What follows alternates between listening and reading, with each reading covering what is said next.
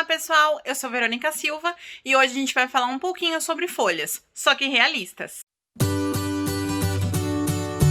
Eu preparei 3 aulas com 3 folhas diferentes. Uma verde, uma começando a ficar mais seca e outra seca. Hoje a gente vai ver as folhas verdes. Na verdade, eu quero mostrar para vocês a diferença entre a folha realista, a folha porcelanizada, como a gente faz esse movimento, né? Ou seja, esse preparo de observação para uma folha realista. Então eu vou parar de falar um pouquinho, bora lá para a aula e depois da aula a gente conversa.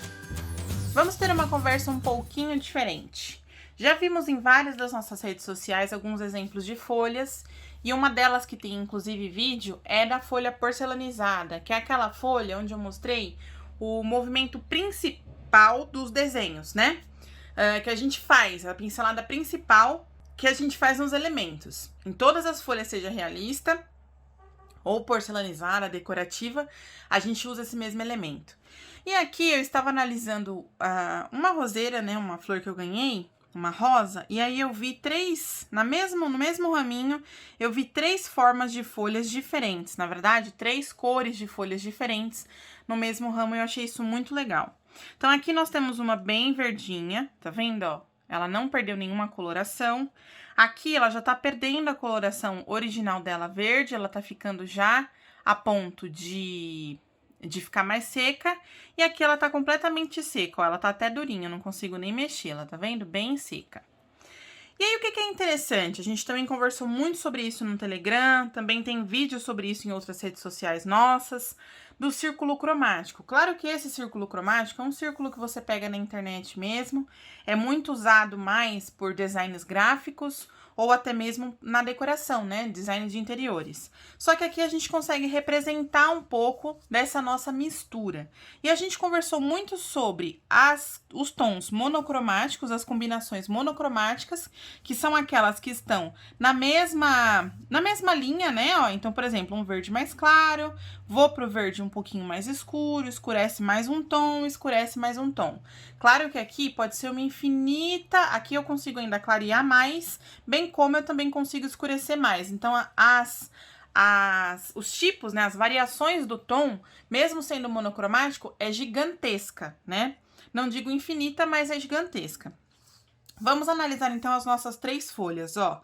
Essa tá completamente verdinha, essa começa a ficar amarela e ela já começa a escurecer mais, né? Então, o que é interessante? Além das cores monocromáticas, essa por ser verde, a gente usa só tons de verde nela. Essa aqui, por ser verde e amarela, né, já tá secando, a gente vai usar o verde e vai usar o amarelo. E aí começa a segunda forma de combinação, que são as análogas. O que são análogas? Uma do lado da outra. Então, numa mesma folha, se eu deixasse ela no caule, por exemplo, numa mesma folha a gente ia conseguir ver a monocromático, né, a combinação monocromática, espera-se, né, ela secar um pouquinho mais, aí eu vou ver as análogas, tá vendo? A combinação análoga, espera secar mais um pouquinho e eu vejo mais uma combinação análoga, tá vendo? Claro, né, aqui, como eu disse, é uma infinita, eu tô repetindo infinita porque são muitas, eu não sei se são infinitas. Mas as combinações, as variações de cores aqui no monocromático pode ser gigantesca. Então, eu posso continuar escurecendo esse tom até chegar nesse aqui, tá?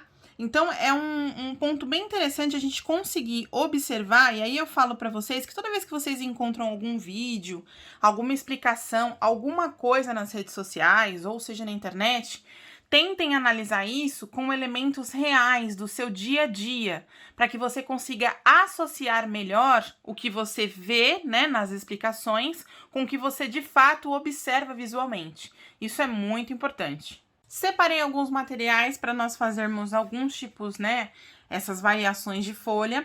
Aqui eu coloquei uma folha a mais, que ela tá maiorzinha, e aqui também eu coloquei uma que tá mais dobradinha, tá?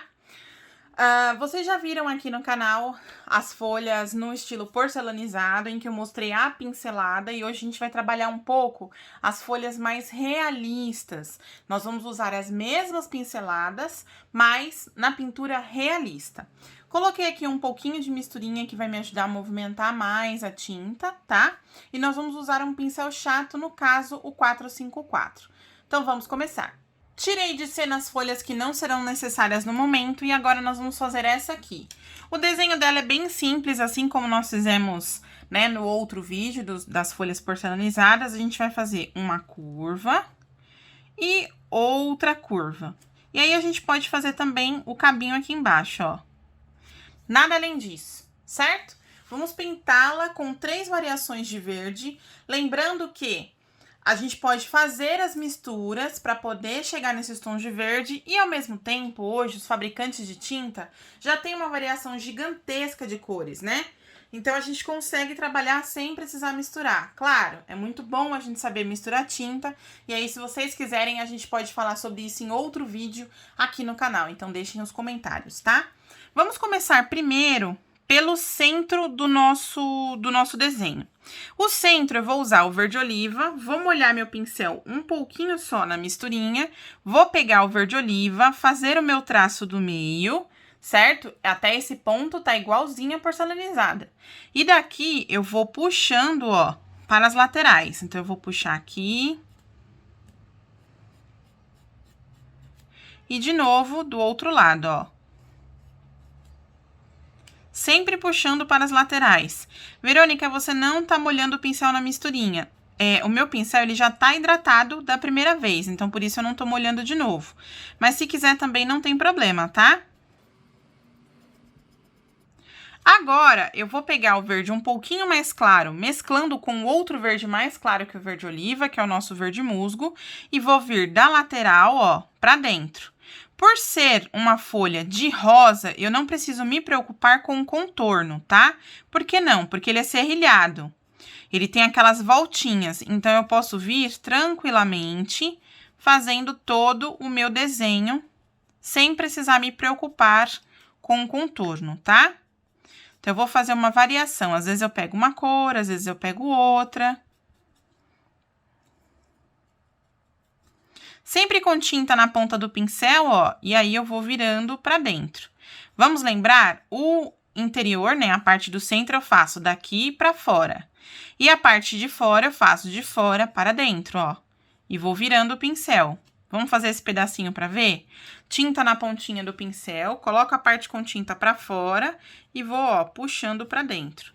Claro, sempre se preocupando em preencher completamente a trama do tecido. Então, por isso que às vezes eu pego e volto no mesmo ponto, pra gente preencher bem a trama do tecido. Vou fazer a pontinha, minha pontinha eu posso fazer um pouquinho viradinha.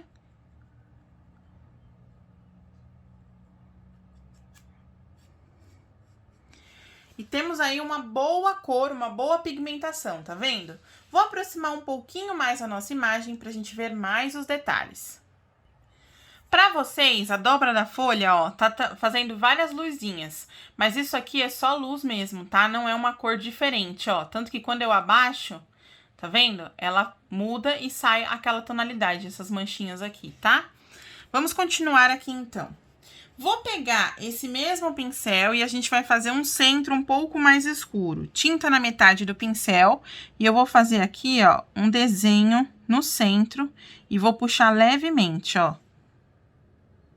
De novo, tinta na metade do pincel, vira a parte com tinta pro lado contrário, tá vendo? Se aqui eu virei pra cá, pro outro eu vou virar da parte contrária, por isso que a minha mão tá tampando. Vou virar da parte contrária e vou fazer, ó.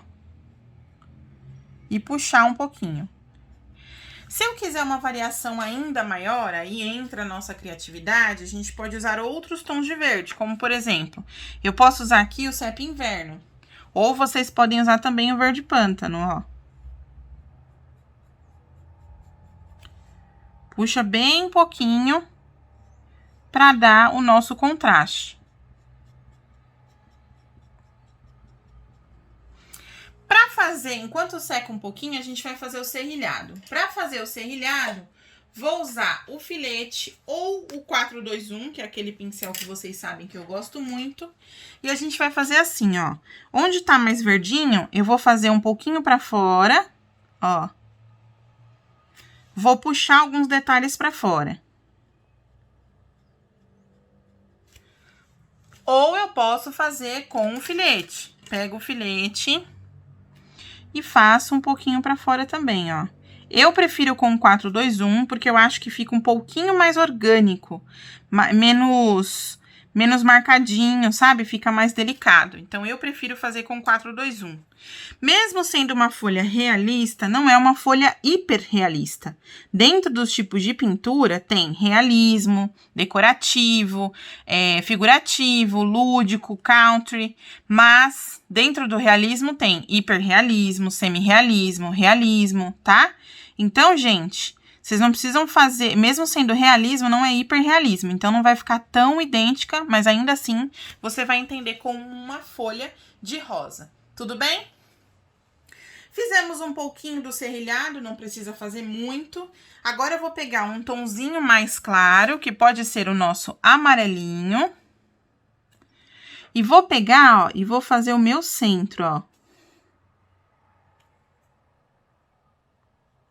Tô fazendo com 4-2-1, mas vocês podem fazer com filete, tá? Certo? Ali na ponta, a gente vê que tem um pouquinho do sépia. Nessa pontinha aqui, ó.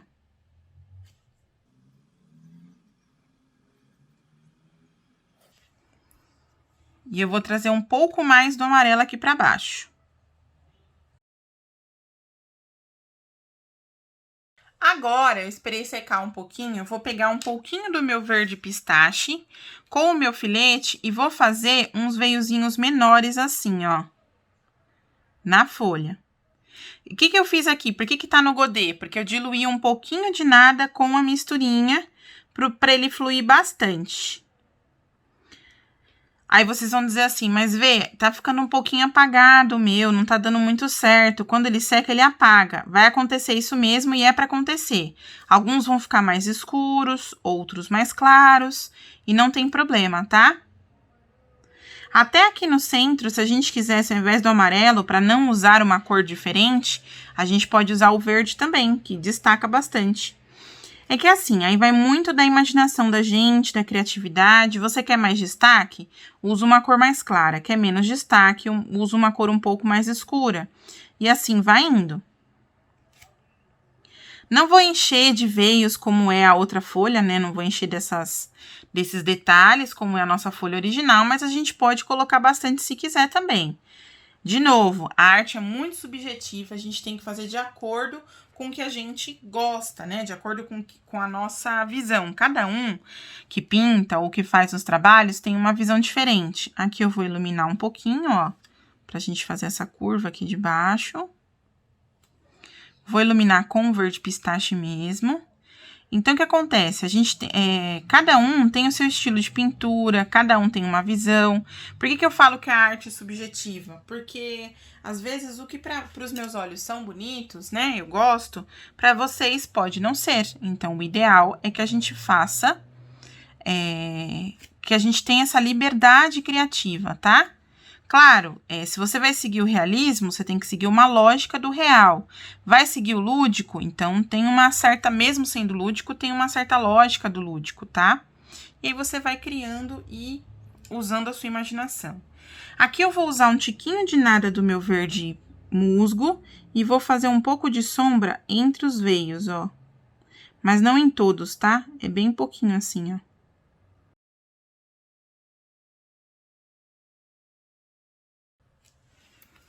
Certo? E aí, eu poderia esperar secar e fazer outros detalhes junto dele. Mas, no caso aqui, por exemplo, eu posso esperar secar um pouquinho, aí eu venho aqui com um pouquinho de verde e faço um detalhezinho aqui, ó, só pra dar mais profundidade, tá vendo? E aí, a gente vai colocando, quanto mais detalhe a gente vai colocando, mais realista ela vai ficando. Claro. Outro ponto muito interessante da gente observar é a sombra. O que é essa questão da sombra? Vamos analisar, ó. Aqui tem uma sombra que foi projetada para além da folha, tá vendo? Ó, que tem uma sombrinha aqui, bem de levinho cinza.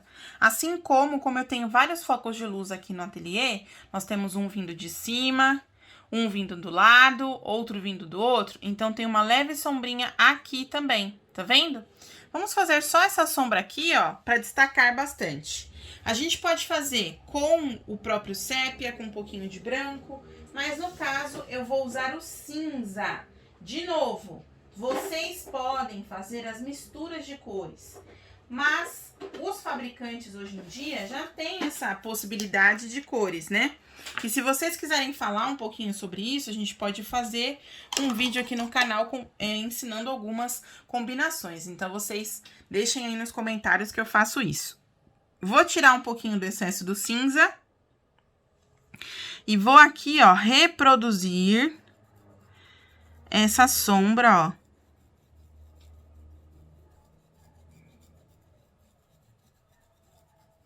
Do lado.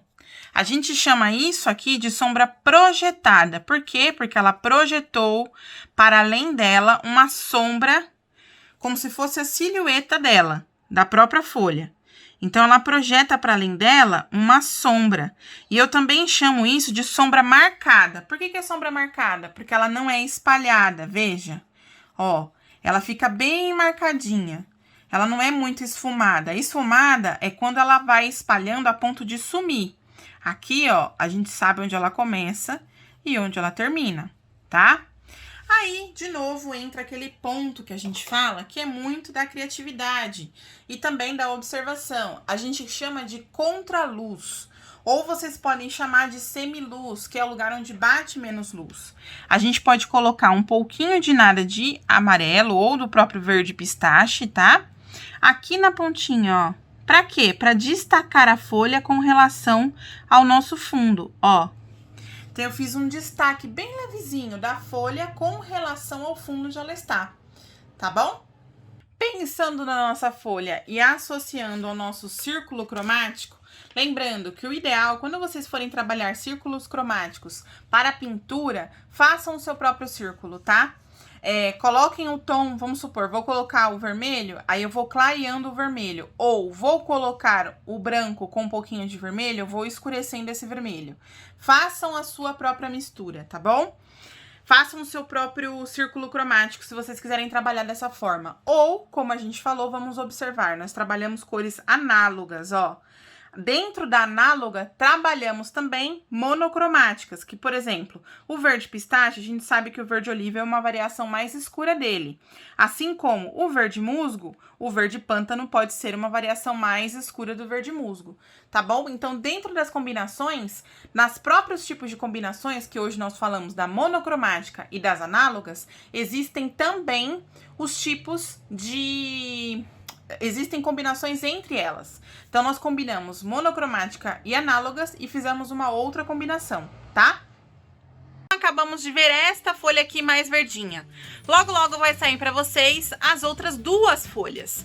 Mas vamos perceber que, apesar de já termos visto aqui no canal folhas porcelanizadas, a gente percebe que as folhas realistas, elas têm bastante dessas pinceladas, usam a mesma pincelada. Por isso que a gente começou a ensinar a folha porcelanizada.